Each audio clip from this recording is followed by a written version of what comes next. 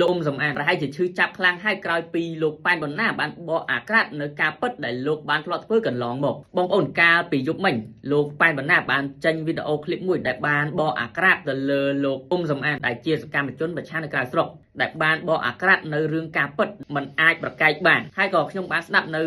វីដេអូដែលលោកប៉ែនបណ្ណាបានលើកឡើងដែរហើយបើតាមខ្ញុំគិតទៅប្រហែលជាលោកអ៊ុំសំអាននឹងឈឺខ្លាំងហើយរឿងនេះគឺជារឿងពិតមិនអាចប្រកែកបានទេការបង្ហោះផ្សាយរបស់លោកប៉ែនបណ្ណាមិនទាន់បានប្រមាណផងហ្នឹងក៏លោកអ៊ុំសំអានក៏បានshareហើយក៏បានសរសេរនៅ caption មួយថា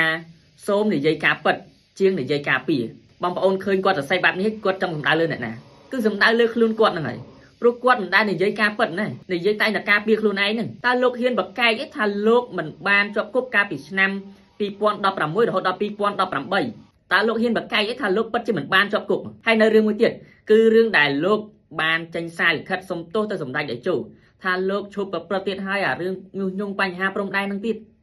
តែនៅតែប្រព្រឹត្តដដែលមនុស្សនេះអត់រៀងចាលមែនបងប្អូនហើយធ្វើឯងណាមកshareទៅសេ caption អីណានិយាយការពិតជាងការពារអានិយាយដល់ខ្លួនឯងហ្នឹង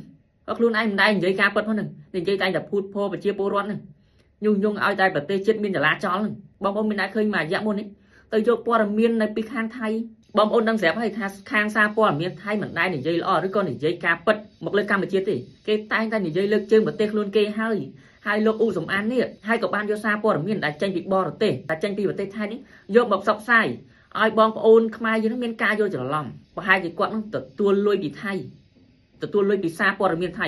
ឬក៏បំរើឲ្យថៃទើបគាត់ហ៊ានផ្សាយបំពុលសង្គមខ្មែរយើងបែបនេះបងប្អូនសាកគិតទៅមើលពិតអត់វាមិនដែរណានិយាយបង្ខូចប្រទេសខ្លួនឯងវាយប្រហារមកលើរាជរដ្ឋាភិបាលខ្លួនឯងទាំងតែប្រទេសកំពុងជួបបញ្ហានេះអត់គិតមកជួយដោះស្រាយអីទេគិតតែវាយប្រហារមកលើរាជរដ្ឋាភិបាលខ្មែរយើងទៅវិញបុគ្គលនេះមិនសមជាខ្មែរទោះតែសោះ